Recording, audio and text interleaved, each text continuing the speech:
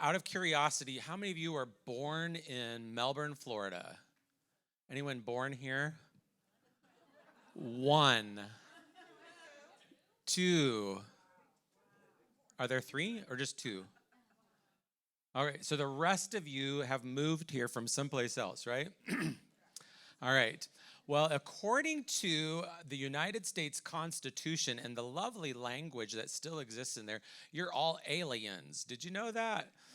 Isn't that a terrible thing? Whose idea was that to put the word alien in the Constitution? Well, we're stuck with it for now. But I'm an alien to Melbourne, and I'm a very happy relocator to Melbourne. I grew up in Iowa, America's vacation land. I'm sure you've all planned big trips to Iowa before, right? But since so many of us are not from here, I think we have some shared stories. And my name is Joel. My wife, Pam, over here, and I are co-pastors at the First Church of the Nazarene, the other First Church. So now we got to change our name to Resurrection Grace Church of the Nazarene, just to keep things spicy. But we're so glad to be here, and we've had such a great time building a friendship with Pastor Craig and Pastor Dion. And we do have some other pastors here. I want to introduce Pastor Naelis, who is pastoring a Nazarene church, a Hispanic Nazarene church in Kissimmee. And then next to her is Pastor Wilbur Marenco. He is pastoring a Hispanic group and works on staff at Church for the Beach over in Indiana Harbor Beach. Are there any other pastors in the room that I missed? Those are the two that I know. All right, well, we're glad you're here. I'm just going to give you a shot of where we're going, because some of you are like, what on earth are we going to talk about? Well, a hint, we're going to talk about welcoming the stranger, and we're going to look at the Bible a lot, and we're also going to talk with each other just for a little bit before we do that. I wish we had time where we could have a lot more collaboration and interact and do some questions and answers, that kind of stuff. We will have a place for that at the end. But let me diffuse a couple of potential landmines, if I might. If you walk with a shirt like this on that says, immigrants, what does it even say? Immigrants are welcome, immigrants belong. If you walk with this shirt, or one just like it, around Brevard County, you will get all kinds of facial expressions. Did you know that? And you will sometimes get people that want to interact with you, usually in a really good way. But there's something about this conversation about immigrants, for whatever reason, since I would say the last 10 to 15 years, that's become a landmine. And the church has done a terrible job of navigating the conversation, which is really sad, because the Bible has a whole lot to say about God's heart for immigrants. And so we'll talk about that in a little bit. But before we do that, besides just moving here to Melbourne, I'm curious what your family's immigration story is. Do we have anyone in the room who is 100% Native American? Anyone who's partially Native American? A percentage? Brian is. All right. Some of you, like, maybe you don't. Out of curiosity, have any of you done like ancestry.com or some kind of genealogical research? How many all right, you're my people. I love digging into that stuff. And I've hit some walls and I can't get past it. And I need to figure out how to explain our family. I mean, why is my family so weird? But we'll figure it out someday. My daughter, Paulina, over here in the yellow sweater, she is 100% indigenous Mexican. So she's actually Native American. And so if you've never met a 100% indigenous Mexican, you're in the presence of greatness tonight. She'll give you her autograph later. So here's what we're going to do. We're just going to take a few moments while you're finishing up your meal, and I know there's probably some extra dessert over there you're just wishing you could have got. But if you would, maybe you don't know your family immigration story, but if you know it, share the short version of it. For example, I'll start out with mine. In fact, my wife and I were on a trip. We went to a conference in England recently, and we were visiting a church, and they have this memorial thing on the wall there. It's the Church of England, and as you open up this cabinet, it has the list of everyone who was killed, soldiers who were killed during World War I. This is really common in England. They'll have a memorial. It's usually associated with one of the churches or nearby, but they have the names of all the soldiers whose lives were taken during World War I. And there was a guy in there, his name was Frederick Bradley Tooley. And I was like, oh, that's my last name. And so I got online to see if that was a name, and there's not a direct connection yet, but I'm gonna figure out what it is. So, but that's not where my family came from. My grandfather, my maternal grandfather, was an orphan from Ireland, and we don't know his origin. We just know he was from Ireland, and he was on the orphan train. If you are history buffs, the orphan train was a way that the United States government in the early 1900s, late 1800s, when orphanages in New York City were overwhelmed with mostly economic orphans, they would put children on trains and send them out west, and then families who needed workers for the farm would take those children in, sometimes by adoption. In my grandfather's case, he was just taken in. He was never adopted. So there's no official documents that trace his lineage, just some family stories that we've been able to put together. That's part of my story. I won't share the whole family story. Oh, I will share one other piece. My maternal great-grandparents came to the United States, and I have my great-grandfather's naturalization certificate when he became a U.S. citizen by the state of North Dakota, which is really fascinating. That's how the laws were at that time. But they came as refugees from Ukraine. It wasn't Ukraine at that time, but they came as refugees. They were Mennonites, being persecuted, threatened with death because they would not fight for the czar at the time. And so we've seen how world history has kind of escalated since then. So the story of Ukraine is really close to my family as well. All right, so there's my story. I took much longer than I want you to take. Take just a few moments. If somebody raise your hand at your table, you're not going to share it with the whole room, but just share it with your table, and we'll give you a few moments to do that, and we'll come back in about 5 or 6 minutes, all right?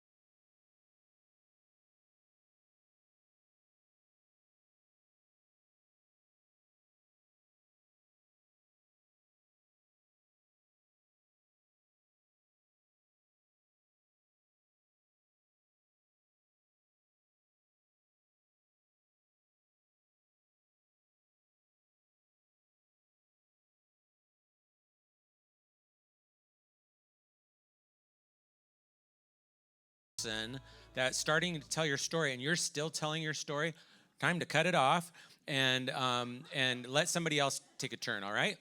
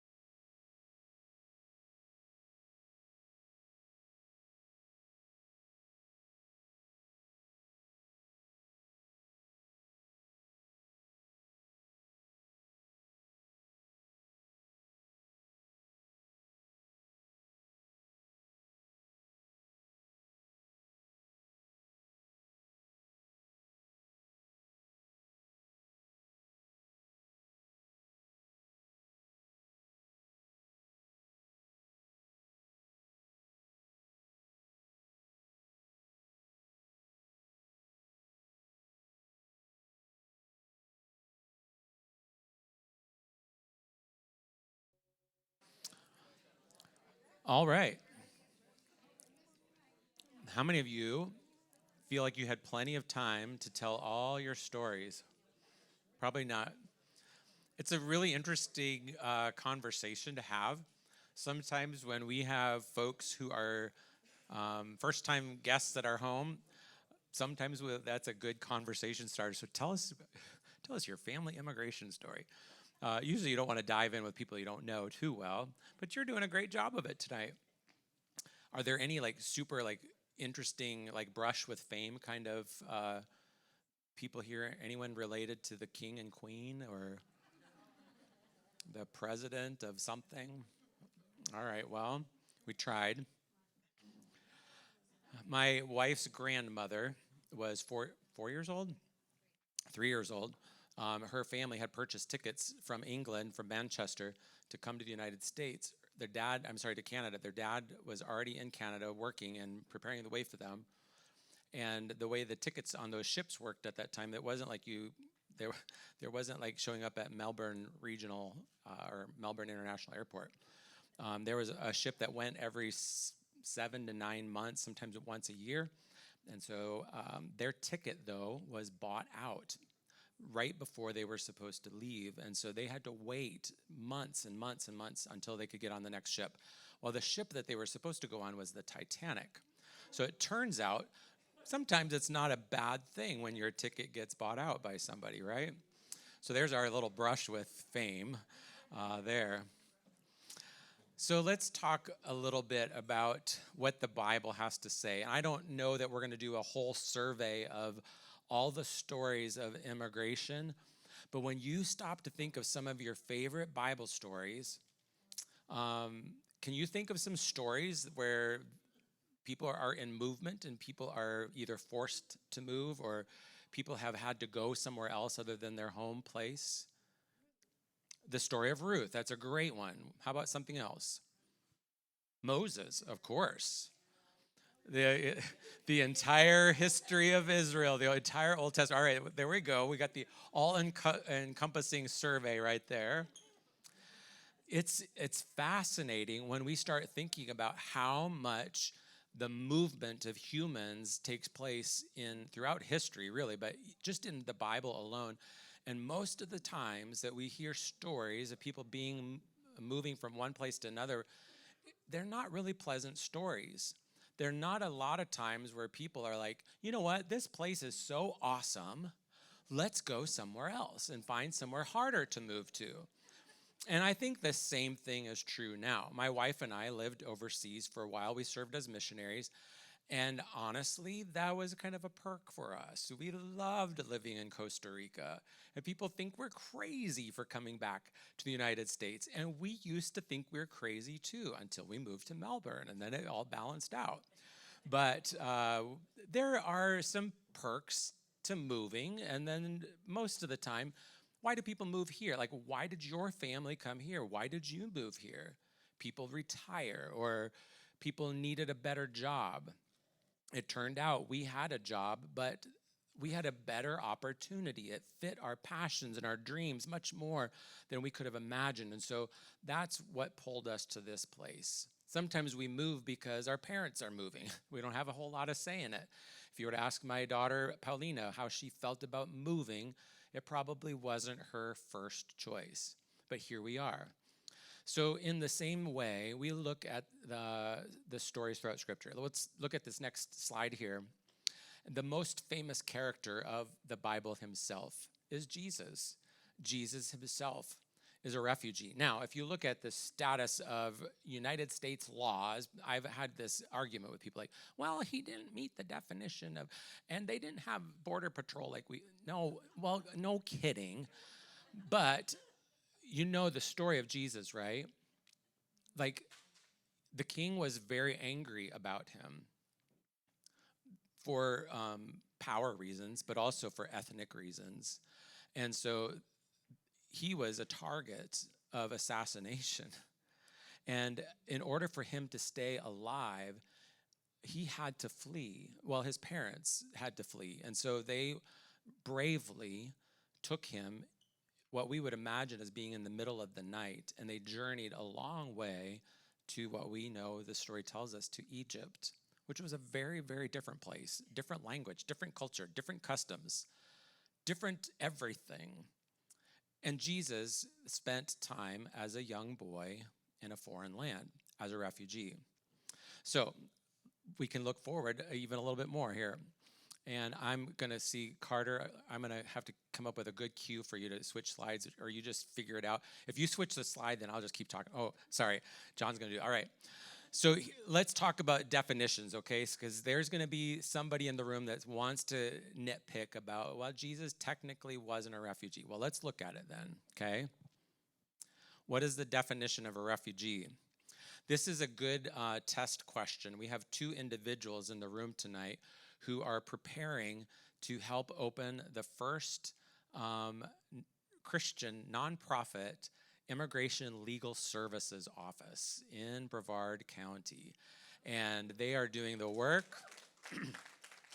They are doing the heavy work of learning U.S. immigration law.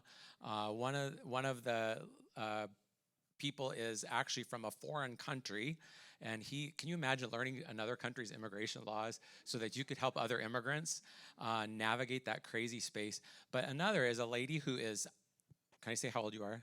70 years old. I didn't wait for a yes, so I'm just gonna say it. Deborah right here, 70 years old, and she has already been certified as an immigration specialist, and now she's going through all the continuing education, has lots of tests to take, and hopefully by the fall, we'll be able to get ready to open an office here that will provide low cost and the high quality immigration legal services for our community. So one of the things that they have to learn is a lot of definitions, and those kinds of categories are really important for the legal experts. But here we go. Legal definition of a refugee is a person who is registered with UNHCR, that's the United Nations High Commission on Refugees, who has fled their country. Usually it's due to war, violence, or persecution.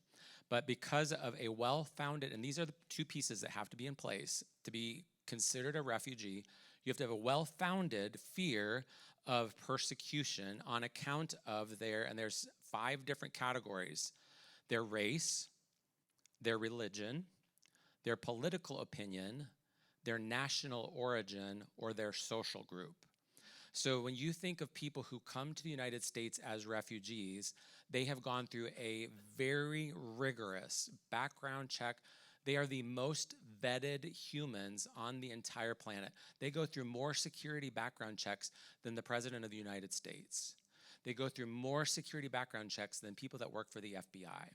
These people go through extreme, rigorous background checks. So when you hear the word refugee, if somebody has come to the United States as a refugee, you want them as your neighbor. These are really, really good people, okay? But these are people who have had to flee their country because they have a well-founded fear of persecution or death because of those 5 reasons, okay? There's a lot of stipulations under those 5. We won't go into those tonight, but if you are super interested in it, we would love to have you come and learn so you could help in our immigration legal office, which is Immigrant Connection Space Coast. Ta-da, there's our little plug there for that organization. So globally today, by the way, the last time I did this presentation, I had to change the statistic. I did this 3 years ago, and at that time, the statistic was 36.5 million people met this definition. Today, it's 42. 42 million people around the world meet this definition for refugees specifically, but it does not include the 68 million people who are what we would consider internally displaced. So you think of a country where there is a natural disaster and an entire community is wiped out. Take what's the name of the mountain in North Carolina? Black Mountain. Anybody vacation up in Black Mountain, that area of North Carolina? Entire community is gone, like off the map, like they no longer exist. So the people who live there have to go somewhere else. We call them internally displaced people, okay? So they would fit that definition. Those people, there's roughly 68 million people around the world who fit the definition of internally displaced. And it does not include the nearly 8 million people who've crossed borders requesting asylum. Now, this is a really common term that you'll hear on the news a lot, asylum seekers. So these are people, in our context, people who have come to the Canadian border or to the Mexican border, and they have said, I don't have the right documents to enter your country, but I would like to apply for asylum because of the same reasons, because they have a credible fear for persecution or death because of these 5 areas, right? Now, refugees are different because they have been forcibly displaced and they're out of their country. They're now in a second country, and that second country says, what do we do with these people? And so the UN, through the High Commission of Refugees, registers those people and begins the background check because they know they cannot return to their home country. To do so would be to send them to a certain death. We are dealing with that issue right now. In the news, you'll hear about people from Afghanistan who helped serve our veterans. They served and kept our veterans alive. They served our nation, and they were given the promise that if they did so, we would protect them. And so they're here in the United States, but Congress doesn't have a law that allows them a natural progression to permanency yet. And so they're like, well, what do we do? And they kind of check which way the political weather is blowing that day. And then those people are really in limbo. Now, what we have to deal with is when we start looking at these definitions, we hear these things on the news, it's really easy just to kind of get fired up and say, yeah, send them back. I'm one of those people that I was probably the front of the line of one of those people that used to say those things until I learned how complicated this actually gets. So if you think I'm going to let you stay, where you think it's just an easy process tonight, you're wrong. I'm going to mess up your minds and make you feel a little bit frustrated with the way things are in our community, so that together we could say, let's look to Jesus and see if we can get some help. Because our politicians, they're trying, but they don't always get it right. You and I are in this room, we've probably got 40 different opinions on how something could be done. So when we don't have a good solution, what should we do? We should go to the Lord in prayer. We should also use our discernment through the Holy Spirit. And we should also use our voice and our freedoms and our rights. And so that's where we're going to end up tonight, talking about some of those things. Now, we're going to move on past this slide here. Let's look back to Genesis, since our sister here mentioned the whole entirety of the Old Testament. We'll begin with Genesis 1. We won't read the Bible tonight, but if you look at that passage there from Genesis 1, 26 through 27, it's fascinating because this is the beginning where we begin to see that immigrants are made in the image of God and they possess inherent dignity and potential. I don't want to go too far away from the topic of refugees for a little bit, because refugees, while we see in the course of most of us in this room, our lifetime, and be the exception of my daughter, she's 18. But most of us in our lifetime, we have seen the number of refugees that have come to the United States resettled anywhere from 100,000 a year to less than 10,000 a year, or during COVID, 0. And we also have to say, well, once they come here, what happens to them? Well, the way the U.S. Sets it up is we have the Office of Refugee Resettlement that works with largely nonprofit organizations. So you'll have like World Relief, which is a fantastic Christian organization that was kind of birthed out of the National Association of Evangelicals. It is probably the leading global Christian humanitarian aid organization. Second to Catholic Charities. Catholic Charities has a wide effect throughout the U.S. Lutheran Immigrant and Refugee Services, they've renamed themselves. There is a Jewish entity called HIAS that also does a refugee resettlement. And then there's a couple of other smaller Christian organizations that also, they go through a huge process of being certified by the U.S. government to successfully resettle people in the United States. So they will receive they'll receive a notification from the federal government saying, we have a family of 6 that are showing up. They're coming from Rwanda. They'll show up in 14 days. That agency, positioned in a community like ours, or most likely in Orlando, would be the closest. They then work with churches, and they have a team of people that will help find housing, help find jobs, help find education if they need that, and help them plug into language learning and cultural adaptation. And that process for churches is so awesome. I have witnessed some of the most beautiful work of seeing churches come in and throw big welcome parties for people coming into their new home, because these are people who will never return to their country of origin. Well, can you imagine if Jesus would have had that kind of welcome as a child when he got back to Israel, to have this big welcome party, or even when he went to Egypt, I should say, when he gets to Egypt, have this big welcome party. We don't see in Scripture that there was a big welcome party thrown by the church, but we can do that now. Do you know any famous refugees, or do you have friends who are refugees? Anyone? You may. You just don't know it. You have a friend, you have a family member who is as a refugee, right? So I want to point out specific to this, because today when I was working on highlighting or doing some updating on this presentation, I had to go onto the internet to do some research. And there's a guy named Sergei Brin. He was born on August 21st, 1973. So he's 2 years younger than me. He was born in Moscow, Russia, and at that time it was still part of the Soviet Union. He is now an American computer scientist and an entrepreneur who, along with a guy named Larry Page, started this little thing called Google. So I don't know, are you familiar with Google? Did you know we wouldn't have Google today had it not been for a refugee? one of my favorite things to have for breakfast in the morning is Chobani yogurt. There's a reason I want to have Chobani. It just, the taste is so much better. It's a little bit more expensive, so I wait for the buy one, get one at Publix, right? But one of the reasons I choose Chobani is because Chobani is owned and started and owned by a refugee who built his entire philosophy of production off of hospitality that he received as a refugee from Christians in the United States when they welcomed him. Well, there's all kinds of stories of famous refugees that we could look at. You know, our former, I forget who she was with, Madeleine Albright, who was Secretary of State at the time.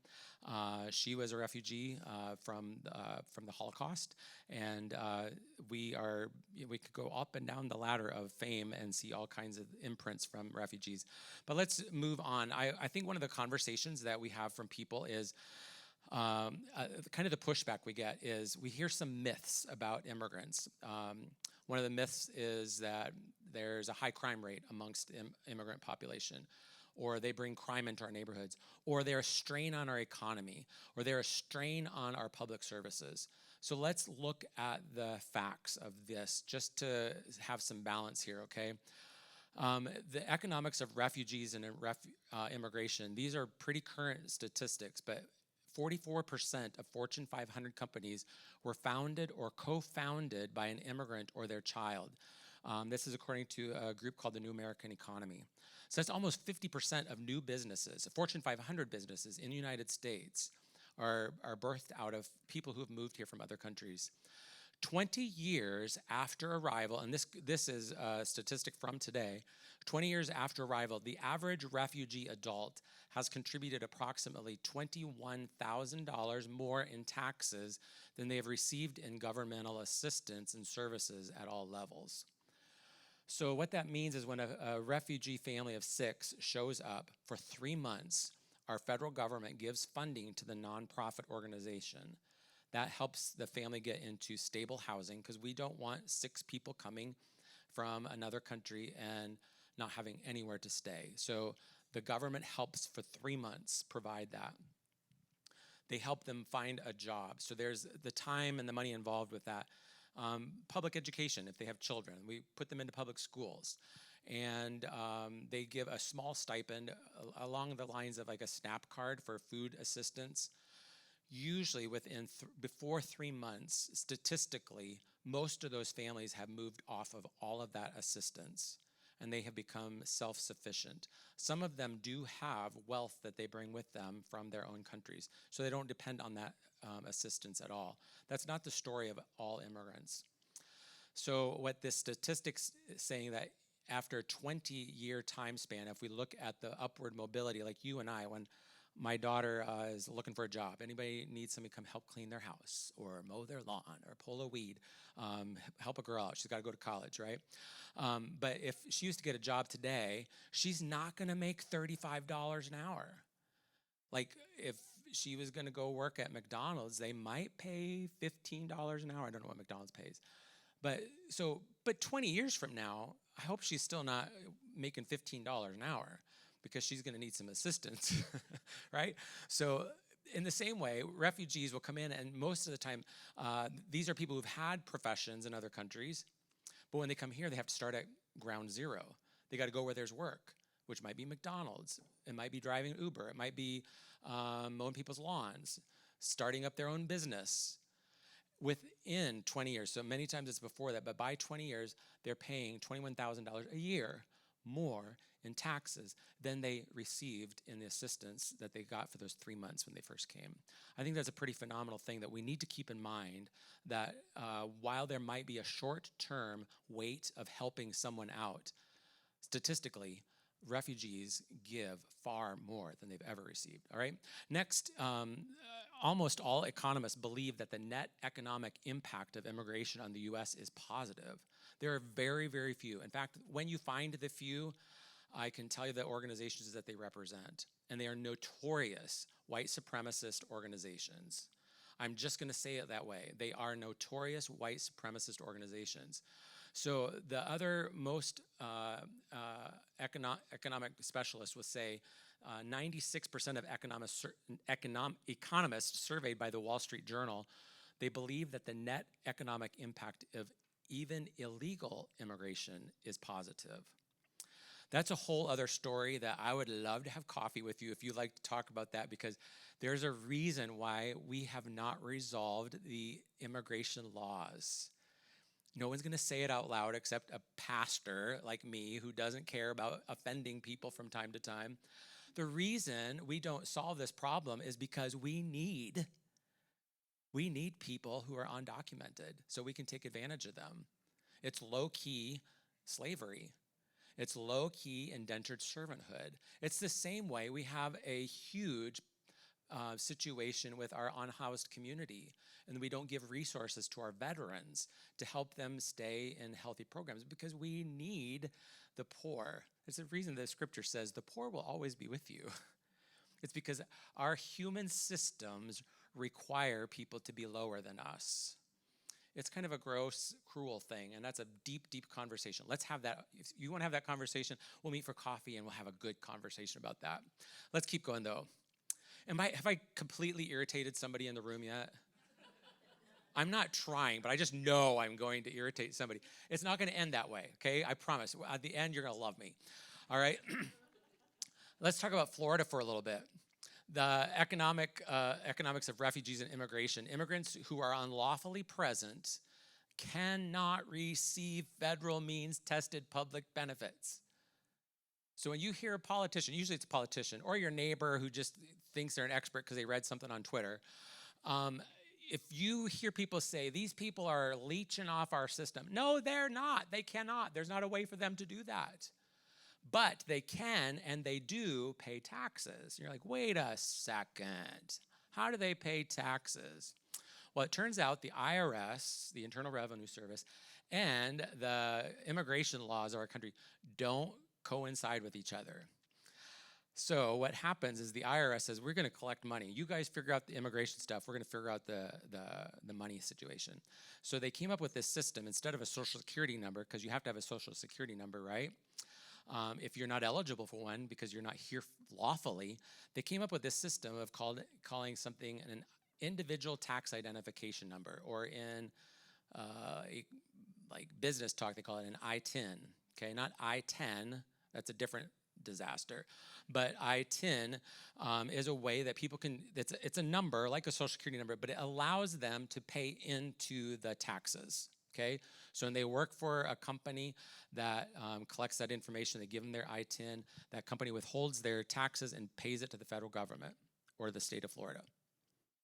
Okay, those people will never get that money back. It's not Social Security, so they can't collect on it because they're not eligible. So they're just paying it, billions and billions of dollars every year. So this is one of the reasons why our politicians are like, well, if we fix that system, we're going to miss a lot of money. So that's my own take on that, all right? In Florida, $23.2 billion in federal taxes and $8.5 billion in state and local taxes are paid by people who are here unlawfully, undocumented immigrants, okay? That's a lot of money. Federally contributing $12 billion annually to Social Security that they cannot benefit from at the age of retirement. There's some other statistics there that will just enlighten the day of those who like numbers. I'm not one of those people, so we're going to keep going.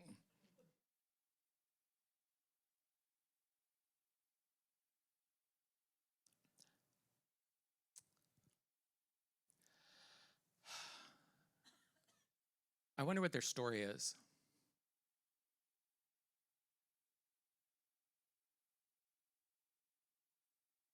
I wonder why these children are in a refugee camp in India. India, who does not have immigration laws that allow people to immigrate. They're there temporarily as a safety net from Afghanistan. I wonder what their story is. I'm one of these whole life Christians that believes that every life matters, from the womb to the tomb. And we see all throughout Scripture that God values all life as well. That shouldn't be a surprise to us because he created all life, right? Your first breath came from God. The first breath that these children breathe, oh, look at this little baby right back there. So timid, shying away from the camera. God loves and cares for the vulnerable, the orphan, the widow, the foreigner, the poor. And the Lord commands the people of God to love them as well. So we can sit here all day long and hash through laws that you and I don't understand. And I don't know if there's any attorneys in the room, but I know that there's 3 people who have gone in this room, who've gone through this training through the Department of Justice to try to figure out immigration law. How many of you played the game at the beginning here? Raise your hand if you did that. It's not really a game. It's like you've gone through the Titanic experience or a Holocaust museum where you're given a story, right? And then you have to track. There's 4 different pathways. These are the lawful pathways that people can become permanent residents in the United States. So you have to take your story. You could do this on your way out if you'd like to tonight, and see which pathway your character has. How many of you, the story that you received, they were able to stay in the United States? Anyone have a successful immigration story? How many of you had unsuccessful? There's no legal pathway. That's the vast majority of the stories, and these are all real stories that have people that have come through our legal services offices with World Relief. More than half the refugees in the world today are children, and half of them are female. And pardon this reality, we need to know their stories. One study found that 94% of displaced households in Sierra Leone alone reported at least one incident of sexual assault in the refugee story. 94%. More than 21% of refugees and displaced women in a study considering 14 different countries had experienced sexual violence. Friends, if this was happening in our neighborhood, we would be outraged. We'd say, somebody's got to do something. I mean, we depend on the police a lot, but there's only so much the police can do. We depend on the social services of our community, but there's only so much they can do. So who steps in? I think most of us here are affiliated with a church. This church bears the name Resurrection Grace. Don't walk out of here lightly. The church that we attend and participate in the life of is the Church of the Nazarene, the Church of Jesus the Nazarene. So we can't walk out of here lightly knowing that these stories exist. And it's not just a sad story. They're real people created in the image of God. So let's move forward here. If you need to write down these scriptures, take a picture with your phone or something, you can come back to them a little bit later. Let's go forward. We are commanded, it's not a suggestion, we're commanded to love our neighbors without exception. Anybody know any of these folks? These are some of our neighbors here in Brevard County. Wonderful, beautiful, exciting neighbors that look different, speak different languages, have different customs, worship differently. But they all had their very first breath from God. And we are commanded to love them. Not only to love them, we really should get to know them. Fascinating stories. And I would just say, we don't need to be afraid for many reasons. We're followers of Jesus, Son of the Most High God, who says, do not be afraid. So let's keep going. I think that one of the things that we have to look at is some of the myths around people that are different than us. I snapped this photo of these women at a refugee center in Belgrade, Serbia, a couple years ago.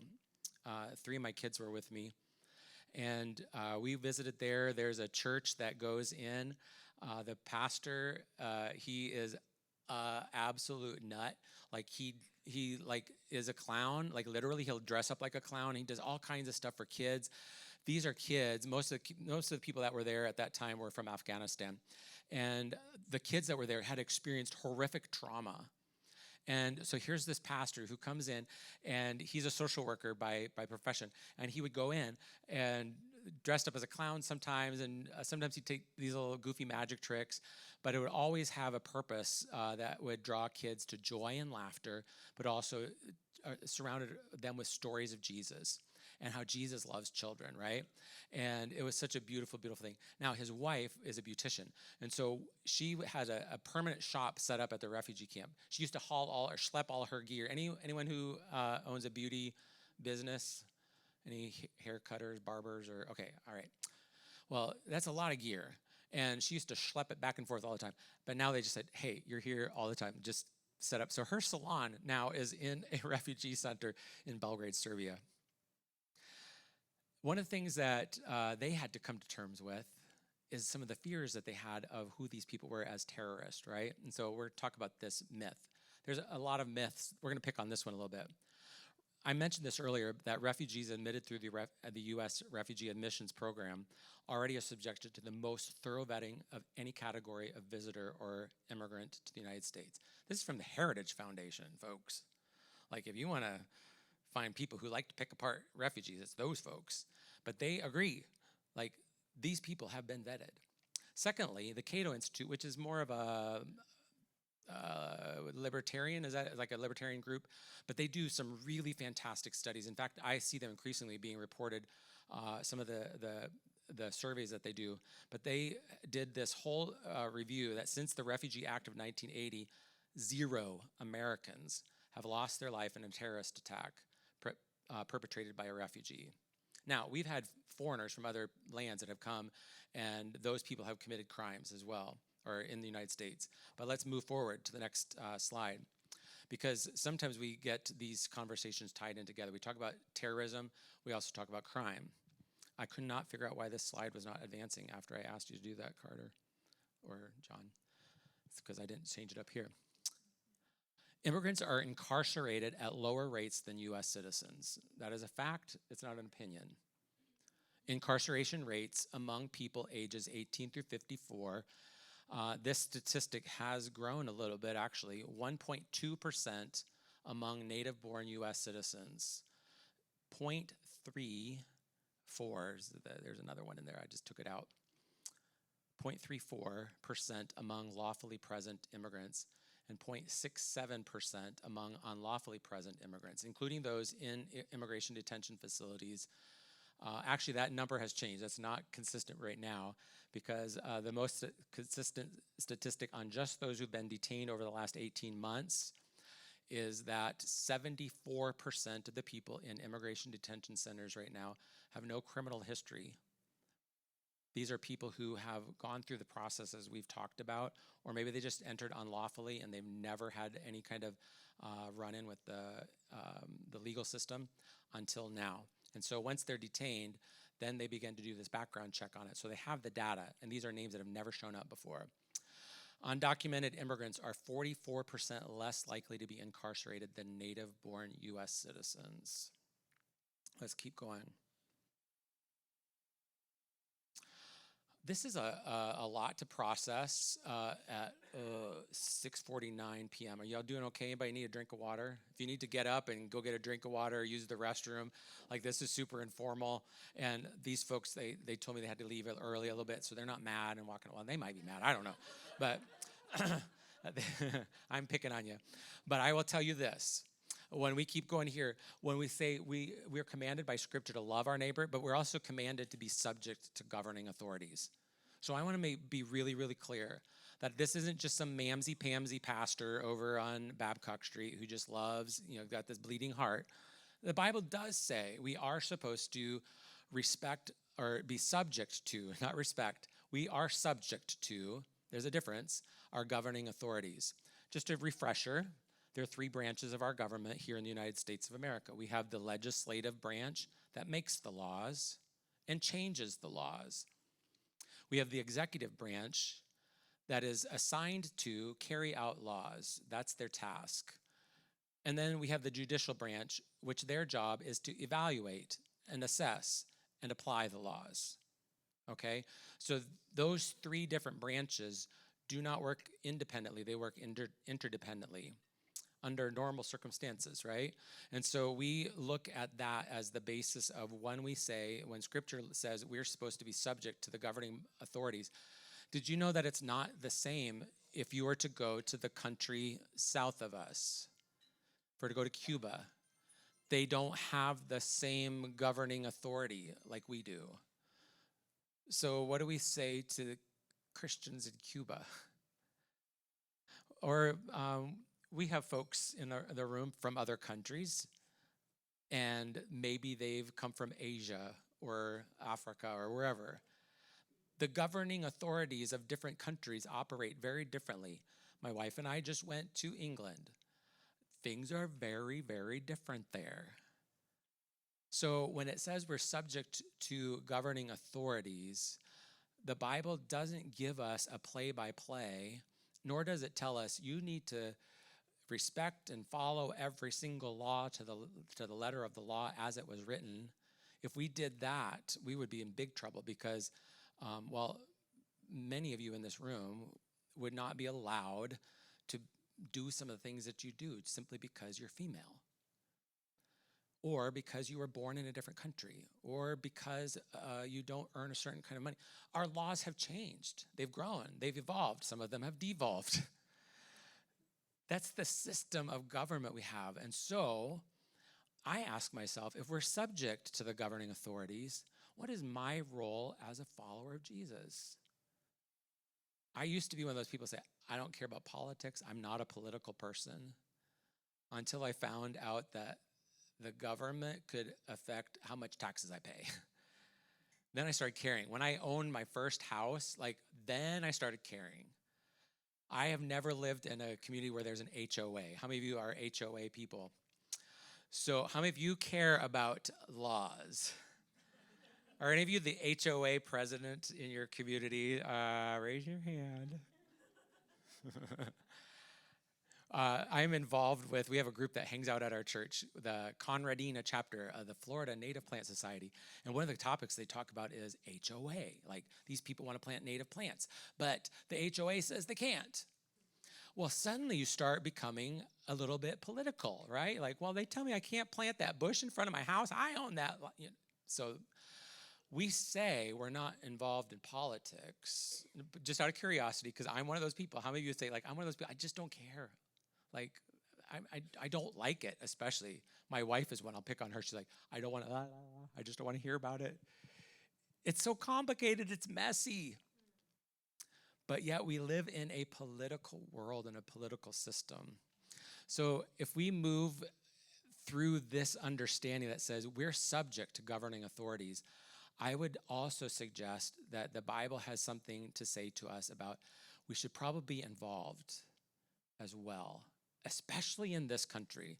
Now, there are people in this room who come from countries where they cannot be involved in their laws. They have no voice. They have no freedom when it comes to the laws of their country. So we have a freedom. Let's use it. Let's keep moving. This is really exciting. I'm going to brush through this really quickly. Immigration legal status is about 75% of immigrants in the U.S. are lawfully present. How many of you know an immigrant? Oh my goodness. This is a good one. Put your hand up. You don't know an immigrant? Some of you don't know immigrants? Do you shop at Publix? Do you ever go to any of the restaurants downtown Melbourne? Do you go to the doctor? Literally, my entire medical team are immigrants. I have cancer. I have leukemia. And if it wasn't for a Chinese doctor by the name of Anyi Chan, my life would be very different. The doctor who discovered my cancer was from Hungary. The lady who takes my blood is from Haiti. Like, I am dependent on immigrants, right? So if you don't know immigrants, come hang out with me. I will introduce you to some of the best, all right? So 75% of the immigrants that are in the United States are here lawfully. They've gone through the processes and systems. They've navigated that crazy wall over there that you'll see as you came in. Among the roughly 11 million immigrants who are unlawfully present in the U.S., nearly half have entered on a temporary visa, but they overstayed. And only about 25% of the 11 million come from Mexico, one of our closest neighbors, okay? So it would make sense that human migration usually is just across border. If you go to Europe, if you go into Asia, where there are land borders, most of the human migration that takes place is land crossing, right? But here we are in this country where we see this statistic. And under current law, legal immigration, when you say they need to come the legal way, they need to get in line, these are the 4 ways that can do that. One is a family-sponsored immigrant. And there are direct line, this is not cousin, this is aunt and uncle, this is direct line, direct blood relative, mother, father, son, daughter, okay? Employer-sponsored immigrants. This community today would not be what it is without employer-sponsored immigration. All of the aerospace engineering companies, a gigantic portion of our healthcare industry, which employs thousands and thousands and thousands of people. Many of these are employer-sponsored immigrants, the high-level professionals. Refugees and asylees, or people who have sought asylum and they were granted asylum, that's another category. And there's this crazy thing called the diversity visa lottery. A student who came to our church from Ethiopia, she was a student at Florida Tech, graduated, brilliant student, landed an amazing job with an aerospace engineering company. And she was given a window of time where she could stay because of her student visa, but then she had to transfer that to an employer-sponsored visa. But that visa no longer qualified under new legislative actions taken by our current administration. So she had to apply for the diversity lottery. And there is no guarantee. Like, she's got this great job. She bought her own house. She owns her own car. She's making lots of money. I wish she lived here and paid tithe at our church. I mean, I like her for other reasons too, but that would be a really great thing.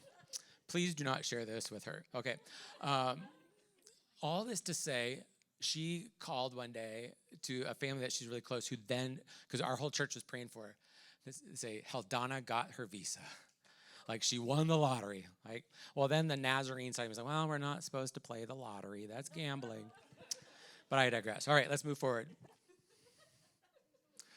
So this interesting thing, when we say get in line, follow the rules, we have people that do that and they still get caught up. When my great-grandparents came to the United States, the rules were very, very few. In fact, if they had to go through what the rules were today, this is what I'm talking about, laws emerging, and if they had to go through the rules of the laws today, they would never have been allowed to enter the United States. That would have changed the trajectory of thousands of people. And I would imagine for most of you, the same would be true of your families as well. So there is a movement of people like me who, when I started digging into this, I got so frustrated. Suddenly I thought, okay, I probably should think a little bit more about this as a pastor who lives in a pretty diverse community. And so I started doing a little bit of digging, and as ADHD will do, there's no such thing as a little digging. It was a lot of digging. And I started asking the question's like, well, who's taking care of this? Because the Methodists had better be taking care of this, because this is what they're famous for. They care for all these crazy people, right? Well, it turns out the Methodists are doing some pretty cool things amongst immigration communities throughout Florida and throughout the U.S. But that wasn't enough. I thought, well, what are my people doing? And it turned out they weren't doing a whole lot. And so I felt the Holy Spirit of God say, if not you, who? So I'm going to ask that question right now. More people in this community had better care about this because it impacts my neighbors and your neighbors. It impacts my daughter, who is an immigrant. More people had better start caring about this. If not you, who? So I would suggest that maybe it is you. And you're like, well, I'm too old. Let's have a conversation with Deborah, right? Deborah is not too old. In fact, I'm her biggest cheerleader. Well, maybe Marty, her husband, is cheering her on as well. But like, you can do it. This lady is incredible. And she's grown. She'll tell you this. She's grown as a human being. Like the things that she's learning, it turns out she has a bigger capacity to learn and a bigger capacity to care and a bigger capacity to love. So a group of people a couple years ago actually birthed out of the Southern Baptists. I won't go down that road. I was about to throw shade on the Southern Baptists, but the Southern Baptists, there's a group of pastors that started really digging into this issue, and they put so much work into it, and then it became this groundswell of other organizations and churches, the Church of the Nazarene and others that kind of stepped into this to come up with some suggestions and some policy changes. So a few years ago in the state of Florida, our governor passed some legislation that impacted our state that was very anti-immigrant. And what it would have done, it would have made it illegal if your church, let's say, I don't know who your youth worker is at your church, but let's say that they wanted to go pick up some kids to bring them to the church for an after-school thing, or VBS. VBS is coming up here in a couple weeks. And let's say we were going to send the people off there, and they get these kids in the car and they bring them here. Well, on the way here, they find out there's a taillight out in the church van. Okay, we don't have a church van, you don't have a church van, but let's go with the story, right? On the way here, you get this church van that's got a taillight. Beep, beep. Barney Fife, our neighborhood cop, pulls them over, which they should say, hey, your taillight's out. I'm going to have to write up a little warning here. Now, tell me about the people in your vehicle. Did you know that is not the federal law of this nation? That is a policy that has been enacted by people who want to clamp down on unlawful immigrants, right? Now, there's some good things about that, but most of the things are kind of a little bit shady. And let me tell you why this was shady for the church. Because if it turned out that Katie from Ukraine in the back was not a documented immigrant, youth pastor or children's pastor has then committed a felony because they're harboring, they're human trafficking an undocumented immigrant in their car. Does that sound stupid to you? Okay, so a bunch of pastors thought the same thing. We took 300 pastors from across the state of Florida to Tallahassee to say, hey, this is an infringement on our religious freedom. We do not check passports at the door of our church. I don't think they do at Resurrection Grace either. We do not check birth certificates and passports to see who is and is not eligible to come into our church.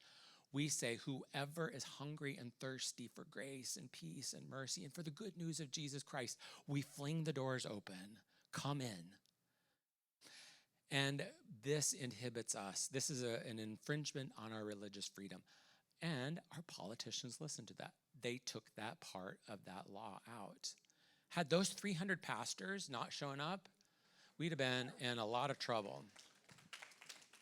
So you say, appreciate the hand clap, but let me just tell you, that was exhausting. That took so much of my own physical, emotional, and spiritual energy to help lead that cause. I didn't do it alone, but it was exhausting. It almost caused me to burn out as a pastor. Do you know how wonderful it would have been had some church people said, what do we got to do to help? Like, what do we got to do? We'll make phone calls. We can send emails. We can go knock on doors at churches.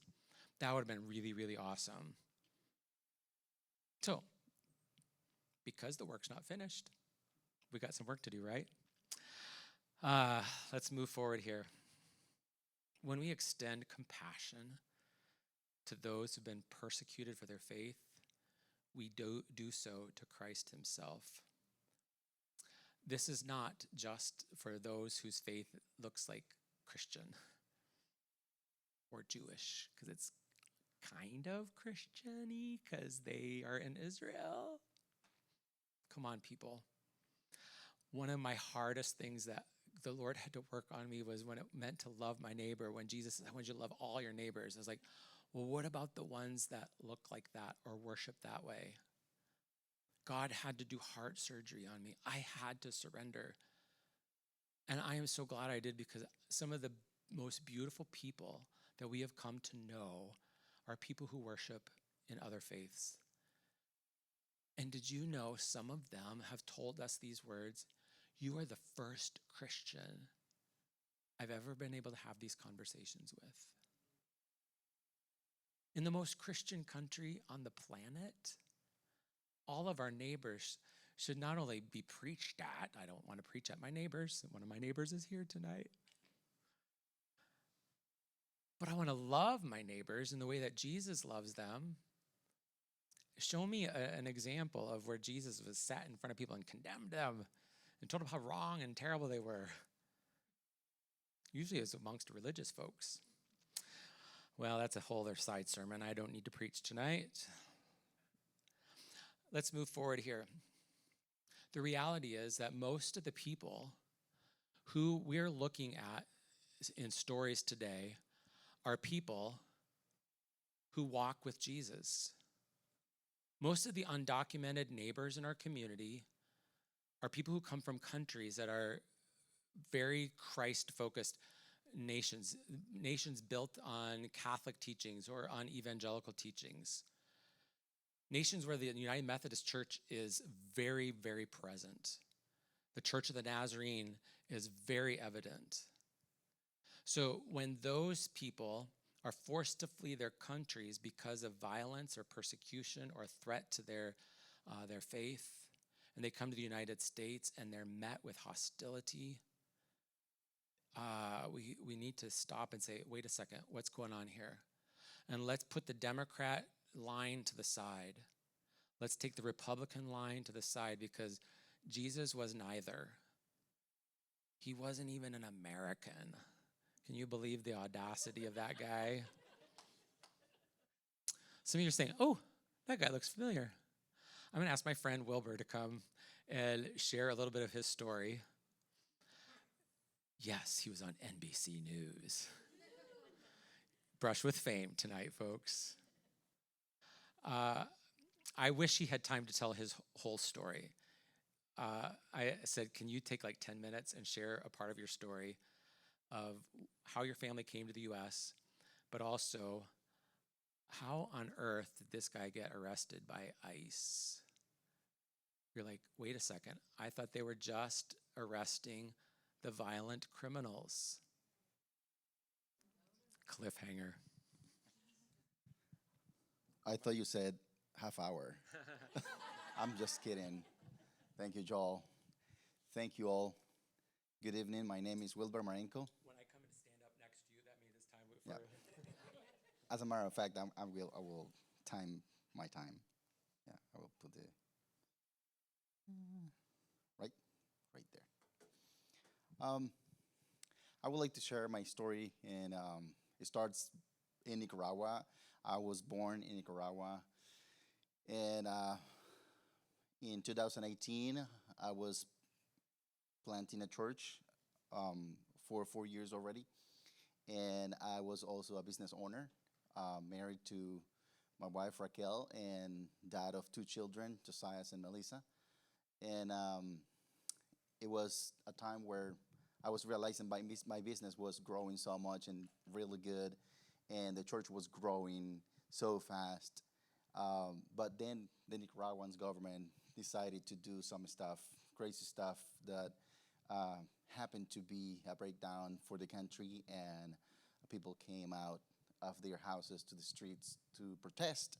And I was one of them because I was a business owner, and the laws were kind of like affecting me because of what was going on. Okay. So then I decided to leave Nicaragua for a short trip in July 2018. I went to El Salvador, and a friend of mine told me, A friend of mine here in U.S. told me, come to U.S. And I said, I have no visa. I cannot go. And he said, well, go to apply. And I was thinking, well, I can apply in Nicaragua. Nicaragua embassy is closed. So I decided to do it in El Salvador. And then in El Salvador, they approved me a visa to me and my whole family for 10 years. So I could travel the first time to Ohio for a month, and then I went back to Nicaragua. In Nicaragua, I was threatened by a guy before I left, and he was part of the vice president of an organization, which is the police retired, and he was threatening me to shoot me on the head if he sees me protesting against the government. Of course, I lied, saying I didn't protest against the government, but I did twice. And my two brothers were working for me and with me, and one of my brother, I'm sorry, one of my brother left the country first to Costa Rica, and the other one 2 months after. And I was the only one in Nicaragua. And I said, I'm not gonna put my family in danger, so I may have to leave. And I decided to leave in December 10th, 2018. Finally, we made it to Guatemala. We were living there for 3 months. We couldn't settle there down. So we flew from Guatemala to Costa Rica, trying to find better options. And in Costa Rica, we couldn't get settled. My brothers were kind of like, well, things are going crazy here and it's difficult, but they were there with their families. So finally, a friend of mine told me, come to US. I had the visa. I can come. And once I come here, I visited a friend of mine, which is the Chick-fil-A owner-operator, the elders of Church for the Beach, the church where I am an elder and a pastor today. So I came to visit him, telling him what was my plan, to go and visit my friend because I couldn't have like a place to call home for my family. I've been visiting like 4 or 5 countries before I came here, tried to find a place, tried to find a home. So finally, he recommended a lawyer he recommended me to visit a lawyer. I went to go to a lawyer, immigration lawyer, and this lawyer was evaluating the pathways for me to stay in the country legally. I came here with a visa legally, so we could adjust the status or something like that. We ended up seeing like 3 different type of pathways, and one of them I couldn't qualify. The other one was very expensive, and the third one was asylum. And he told me, okay, you might qualify for asylum because you've been persecuted in your country and you can come back and you can go back. And I said, yes, it is true. I'm not making stuff up. It is happening. And actually, I wanted to mention, I don't know if I mentioned it before, but I applied for the diversity visa, lottery visa, and I didn't win. If not, this would be a different story. That was in 2018 and 19. So I ended up applying for asylum, and the lawyer told me when you apply for asylum, you cannot leave the country. You have to stay in the country because you are under an asylum application. And once you are under an asylum application, you have to be schedule an interview, and you have to go through that to go to the interview and before the asylum officer be interviewed with all the facts and things happening to you in Nicaragua. I said, yeah, okay. We got the work authorization and all that stuff, and that was in 2019, and since then, we were kind of like, okay, there's no problem, we're good. We're trying to make things legally in the right way. We want to abide by the law. We don't want to do things against the law. And each person that I am encountering, and each person that I am meeting that is an immigrant, and they know about me and my process, they want to know how I did it. So I was recommending them to do things in the right way. Everyone that I know or everyone that I have known, I was recommending it to do in the right way. So, with that being said, um, in February 11 this year, I was driving Palm Bay Road, eastbound, and there was a police officer, a sheriff patrol coming behind me, and he flashed lights, and so I was pulled over by him, but right there by the racetrack gas station, and I have everything right. I have my work authorization, good, good to go. My insurance, my driver license, everything right. And he came up asking me for my documents, and I did it. I gave it all. He kind of like said one weird question, saying, um, "Your tag is expired," or something like that. And I said, "Well, this car was just bought. It's a new car, and I don't think it expired." So I handed all the documents, and then he came out saying, "Oh, maybe you don't have an insurance." Yeah, I do. Here is the insurance.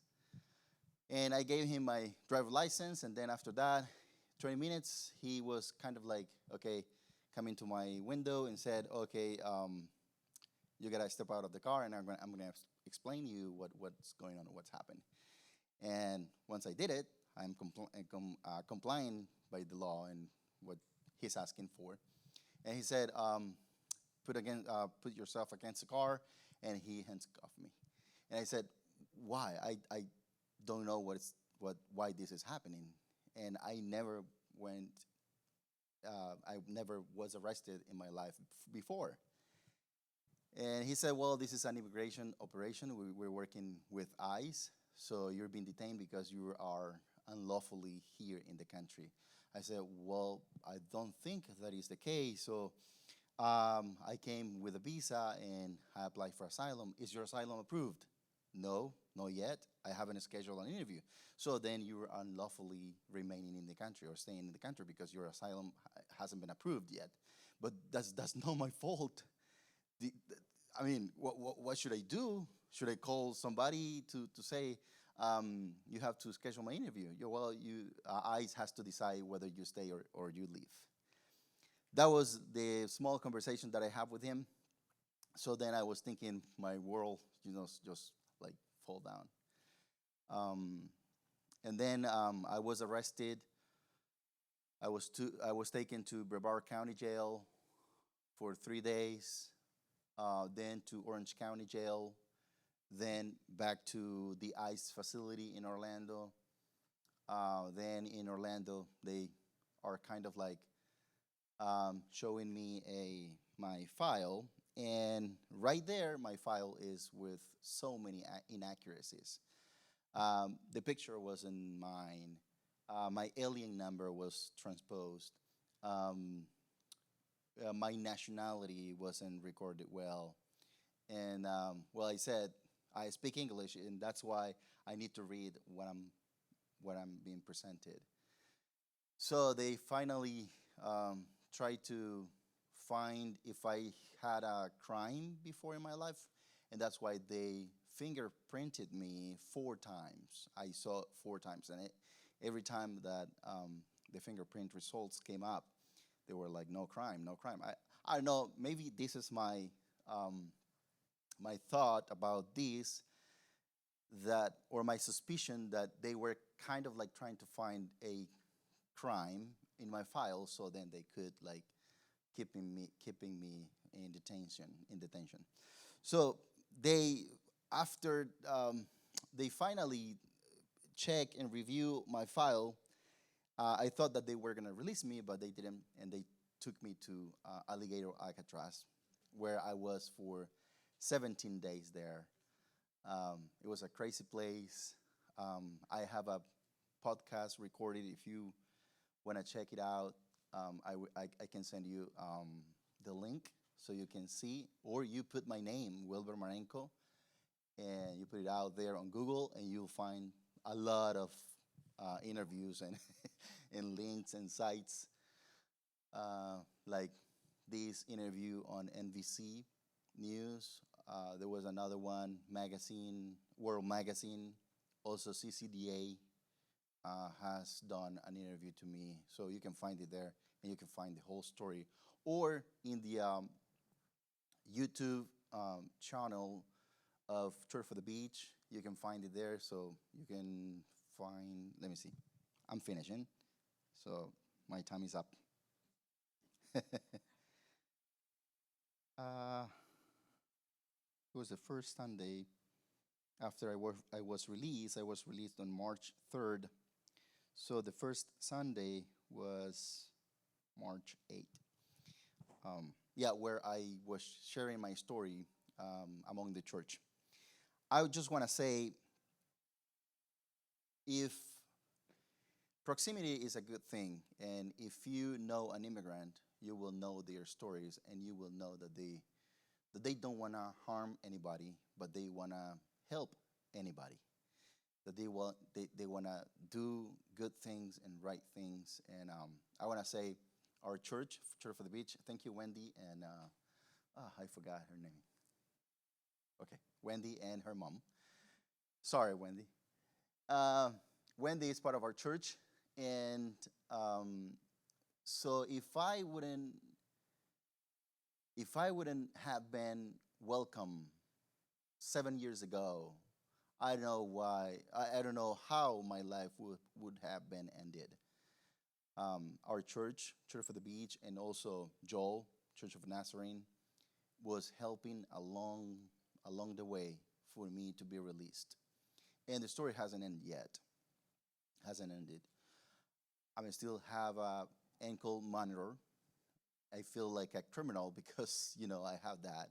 I've been tracked, and right now I am on a removal process. So what it means is if the judge finally decide that I have to be removed out of the country, I have to go. So I do not know what is going to be the outcome. This Friday, on the 26th, yeah, this Friday, at 8:30 is going to be my master hearing, and I will know better after that what's going to be my future in U.S. If you ask me if I can go back to my country, I can't. Nicaragua is not an option for me to go because I could be in danger. My life could be ended just because the government knows that I left the country in 2018 when I was protesting against them, and or they might not let me in because that's what they are deciding. My country, the president is stripping the citizenship away from some Nicaraguans, and I wouldn't be. I'm not gonna be the first one if that happened to me. So that's why Nicaragua is not a choice for me to go back, and hopefully immigration understands that. And well, I thank you all for that for this time, and I would like to also share with you any other time if you want to. You can come to my table or pull me before you go, and I can share my number and my email. And also, I'm creating a blog, like a website. So if you are interested to know my story, my whole story, I'm gonna be posting on that website. That website is gonna be surrender.world. I'm working still on that website, and that website is also showing part of what I'm gonna do if I am staying in the country with Immigrant Connection. So, thank you so much. So before we take off tonight, we will have a time to pray for Pastor Wilbur and his family. His two children have spent the majority of their life living in the United States, and so this is their home. They go to our schools, and they volunteer in their church, and they volunteer with us, and fantastic family. And his wife was working in one of our elementary schools as the lunch lady for a while. And so these are parts of our community. And when when the story happened with Wilbur, I said, when I hear people, because I hear it all the time, they just need to get in line or they need to do it the right way. This is an example of somebody who followed every single law and every single rule that was in place. And the system still did not work. So we've got some work to do, right? We can sit here and say, well, I hope somebody changes that.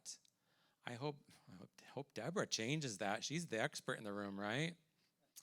Well, there's a whole lot here that I'd love to cover. I'm going to buzz through some of this really quickly. If we can move forward here. This just talks a little bit about the number of refugees that is allowed. This has been, again, the safest way of refugee or of immigration in the United States. When we're concerned about security and vetting, this is the safest, most secure way. It is the first immigration system that our government shut down a year and a half ago. We went from being able to, the highest was a ceiling of 125,000. That number is set by the executive branch. Then the congressional or the legislative branch approves that, okay? So the highest was, in the last 30 years, was 100,000 people in fiscal year 2024. Now, the refugee admission ceiling, currently it was lower than this, but our president raised it to 17,500 for 2026 after a lot of pressure from mostly Christian faith groups. So it went from 7,500 to 17,500, but that the clause on that, the only people that are being resettled right now, out of the 38 million, the only ones that are being resettled right now are white Afrikaners from South Africa who do not meet the definition of what it means to be a refugee. So it's complicated. I'm thankful that those people are finding a new home and a new place of welcome. We shouldn't wish them otherwise, but they're not refugees. So it's complicated, and I feel like maybe we should start thinking about this. Let's move forward.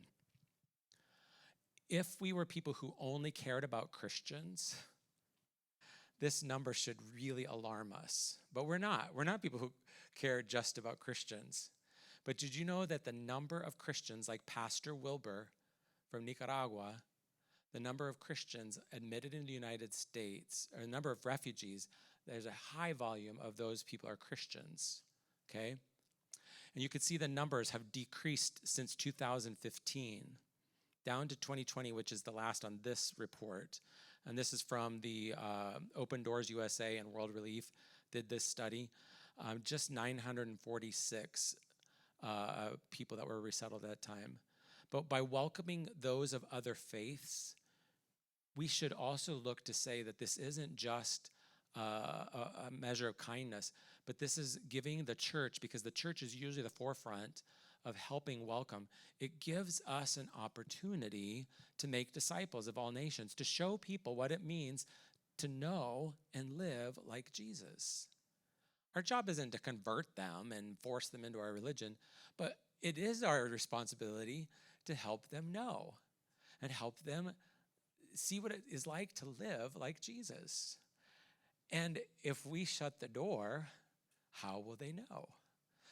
Well, let's keep moving forward, because I think we might get some solutions here eventually in our remaining moments together. If we think biblically, among people of non-Christian religious traditions in North America, most of them refugees, asylees, or immigrants, 60% say that they do not personally know a Christian. So let's change that, okay? In fact, here, one of the statistics we also refer to is the vast number of international students that come to Florida Tech have never once been invited into a home of an American, let alone a Christian. My wife, Pam, is the chaplain at Florida Tech. And on Monday nights, she's with the Protestant Campus Ministries. On Monday nights, your church has been involved with helping provide meals there in the past. And there's a number of other ways that students are engaging with international students. Carter back here has been a student leader with with the campus ministry there. And there are wonderful ways that we've been able to see that number change by getting churches involved and seeing young people who from other countries and from Melbourne, Florida, that are invited into homes. But thinking biblically, if we look at this next really cool t-shirt here, one of the ways that we think, well, we can help share the good news, let's go on a mission trip. There is a missiologist. This is somebody who studies missions, right? And the movement of God. He said this: something is missionally malignant whenever we are willing to make great sacrifices to travel the world to reach a people group, but are not willing to walk across the street. I remember as a kid, we used to pray for the 10-40 window. Do you remember that? The 10 degrees latitude, 40 degrees longitude, or whatever the combination is, that people of the most unreached people group, that God would send missionaries to those places. Did you know we don't have to go to those countries? They're literally in our neighborhood. And wouldn't it be a blessing if you and I let down the myths and the shields of resentment and resistance and said, what does it mean for us to welcome the stranger? We don't even have to talk about immigration laws. Let's just talk about what it means to live like Jesus, to have food, to open the table, to meet people at a restaurant, to smile at them, to ask them about their garden. Simple ways. Well, let's talk about the response here. And if you can remember these, if you want to write down these notes, these are just a tool that we use in helping people, especially in the church, to say, all right, this is really heavy and this is big stuff, but how do we get involved? So let's look at this word, please. The very, very simplest and the thing that we should do right now. In fact, everyone at the tables with the white tablecloths will have one of these. There's more of these over here, but we have these prayer reminders that are set up by the Evangelical Immigration Table. This is 40 days of scripture and prayer. This is a wonderful way. It would take you a couple of minutes each day to look up these passages of scripture and then pray. God, what do you have to teach me? What do I have to learn? How can I love my immigrant neighbors more deeply? And let's begin with prayer. Listening. One of the things that we did at the beginning is giving people an opportunity to share the stories. We have immigrants in this room. Can you imagine what it'd be like just to sit down and listen? I'm so fascinated. How did your family come to the United States? Some people are really eager to share their story. Maybe it's a story of pain and they don't want to share it if they don't know you well. So be careful with that and how you do that. But listening also includes to listen to the stories like Pastor Wilbur's, which is available online, right? We can also listen to pastors. We can listen to other teachers. We can listen through books. I have a pile of books here. I'll make them up there. These are not to give away, by the way, but they are for you to look at if you need some ideas. Some of these are immigration specific. Others are like this classic is by Henry Nouwen. It's just called Compassion. It will really be a powerful shaping tool for your heart. This is the book that this presentation is based off of, called Welcoming the Stranger. It's written by Matthew Sorens and Jenny Yang. Jenny Yang now works, she was Vice President of World Relief. She now is working for the United Nations. But this is the second edition. There's a third edition coming out soon that will be updated. But this book is a powerful tool in helping us think through the lens of Jesus on what it means to live amongst our immigrant brothers and sisters. Another book called Beyond Welcome, Centering Immigrants in Our Christian Response to Immigration by Karen Gonzalez. And then another book by Matthew Sorens and a couple of other authors called Inalienable, How Marginalized Kingdom Voices Can Help Save the American Church. I don't know if you know of any churches that have gone through some changes recently because the numbers have shifted and we're no longer able to sustain the finances of big buildings. Our church is experiencing that right now. And so we have to think, well, who can we share with? Who can we partner with? How can we be more better stewards of God's resources? That book is one of those books that talks about that. And here is a wonderful commentary on the book of Acts. You can read the book of Acts, or you could pick up a Bible commentary. This is by William James Jennings. If you want to know the president of his fan club, Pam Tooley is right over here, and she will talk about William James Jennings all day long. There are a number of other children's books over here that talk about people in movement. So some really, really great resources. I wish we had time.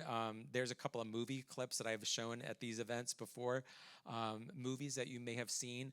It's fascinating. If you're watching a TV show sometime, you'll always pick up on stories of immigrants or immigration. And there's some really good movies that talk about those complexities as well. Well, next, oops, I should go back to there. Sorry, don't go forward yet with me. Let's look there. We talk about listening, and that could be through books. Empowering churches abroad. We talk about going on mission trips, and this is where that slide about the malignant, missionally malignant movement, if we care about those people there, but we don't care about them here. One of the ways that I think I see really awesome is, like in Wilbur's context, is we know that there are still Christians in Nicaragua. And so what can we do to empower the church that's still there, that they've not had threats against their lives?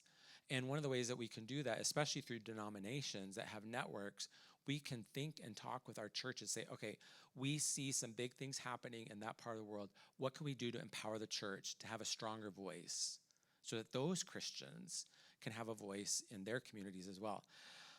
Then advocacy. This event right here is an advocacy event. We're teaching, we're talking, we're raising awareness. We're shifting the narrative a little bit. I hope tonight that everyone in this room, regardless of how passionate you are about caring for your neighbors or how resistant you are, maybe you're somebody who just like, I think this is a bunch of hogwash still. Like, I hope that your narrative has shifted a little bit. If so, that means advocacy has worked. Somebody has stood in the gap and said, I'm going to speak up for those whose voices are not being heard. We don't speak up for those who don't have a voice, because everyone has a voice. We're speaking up for those voices who cannot be heard. That is the role of the church. Then, serving locally. Immigrant Connection is going to be opening soon by providing our immigration legal services. We are already serving our immigrant community. We just finished a series of classes where we offered conversational English classes, and we did it through the Melbourne Church of the Nazarene. If you would like to host conversational English classes here, we can help equip you to do that. We can help you to do that here. We can help you to do it through other communities. If you're interested, you're saying, well, I'm not a teacher. I'm not a teacher either, but I showed up and I can speak English. That's the beautiful thing about conversational English. You can just talk, right? And we have a really great teacher. She used to be the principal of Covenant Christian School, which is now closed, and she's our lead teacher for this part of our work. There's other ways that we can serve locally, finding families in need and supporting family, especially when ICE was having a lot more impact in some of the communities. There were families that were just too afraid to go out, and so we saw churches showing up to help go get groceries or get their kids to school, those kinds of things. And then evangelism. Evangelism is not, again, handing out tracts and telling people they got to turn or burn. Evangelism is literally sharing the good news. I share my story. This is what Jesus did in my life. This is what Jesus did in my friend Wilbur's life. He can do the same thing for you. Do you want to know more? So those are some ways that we can respond. I think also finding our immigrant-based churches in this community, Haitian churches, Hispanic churches, and other language groups that are having worship services, and saying, how do we support you? In our church, we have a Chinese group, we have a Hispanic group, and we have a Portuguese group. And I don't have the ability to navigate all those spaces, but I can support those pastors, and I can encourage them along the way. All right, we're almost done here. Serving locally, I think, is a huge way. How many of you have ever served in local schools as school teachers or administrators or janitors?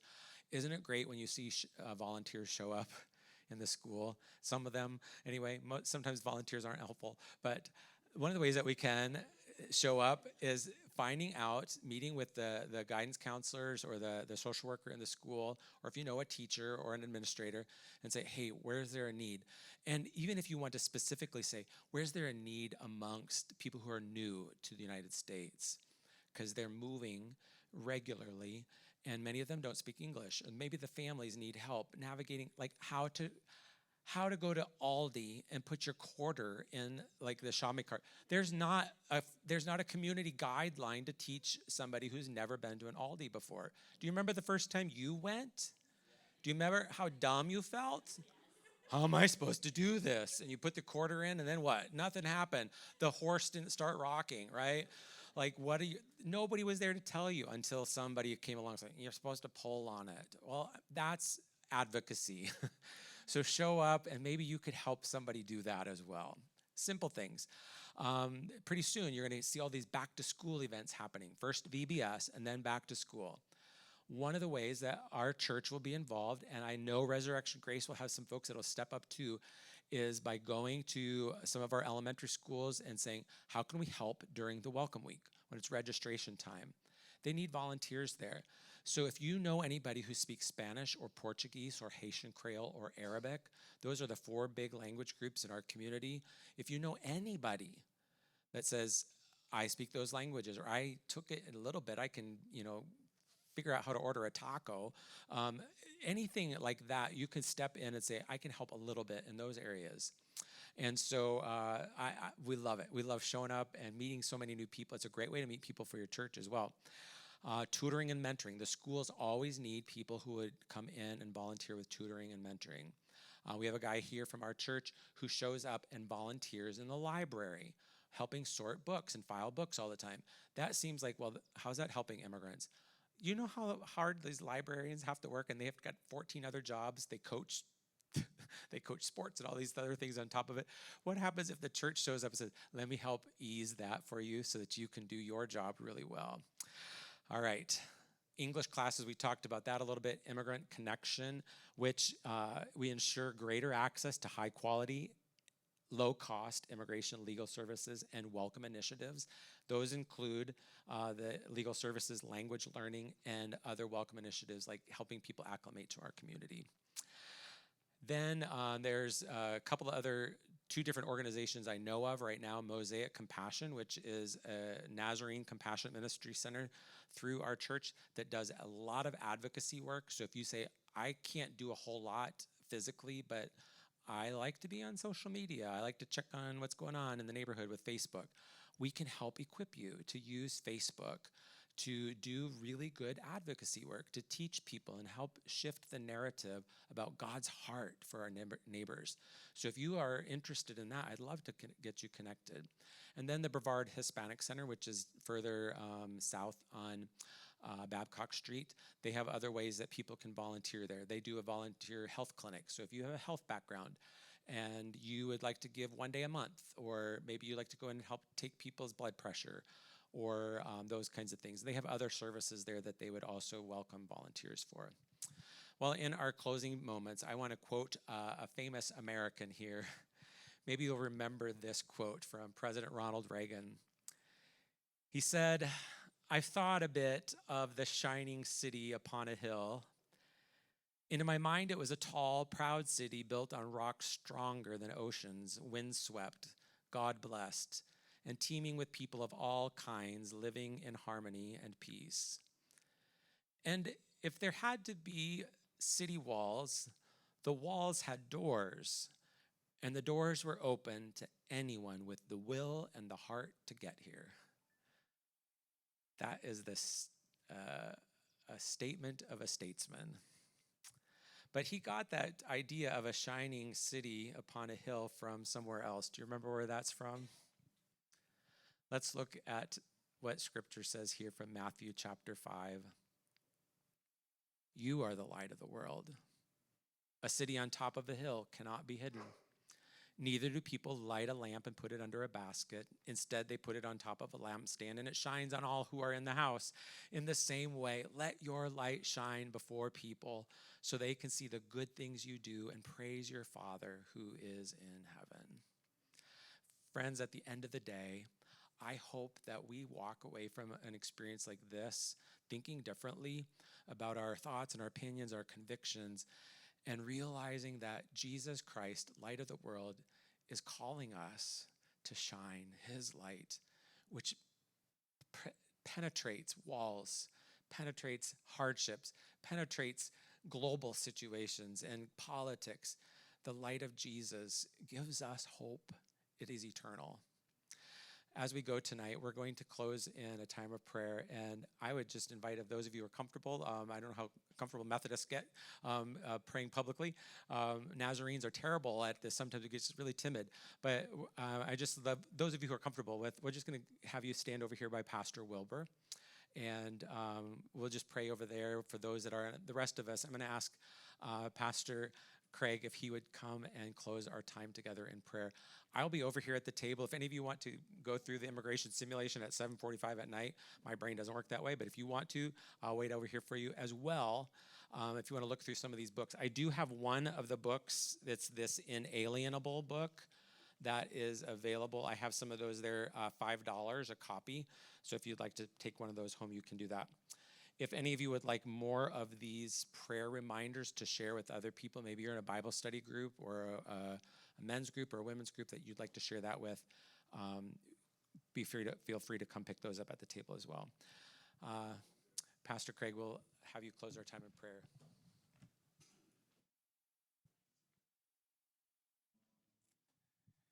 Before I pray, could we just say thank you to Joel, and great job he did this evening and beginning this conversation.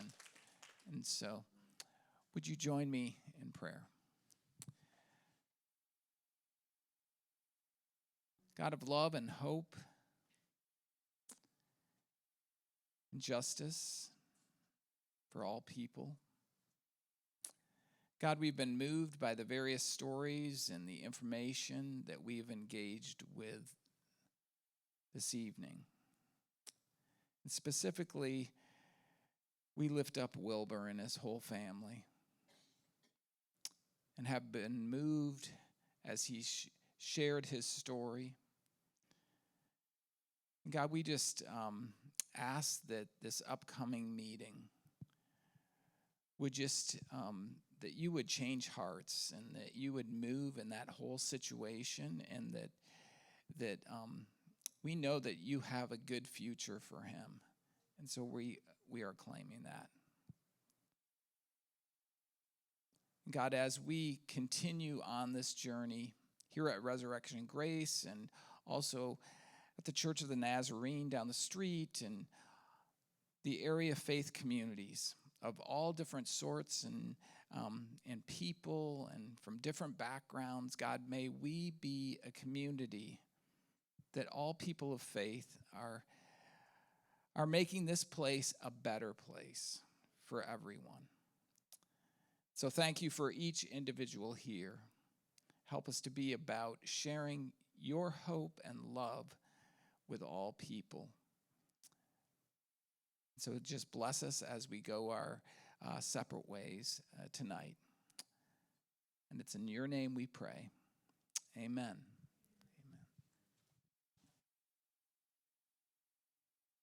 Thank you again for showing up this evening.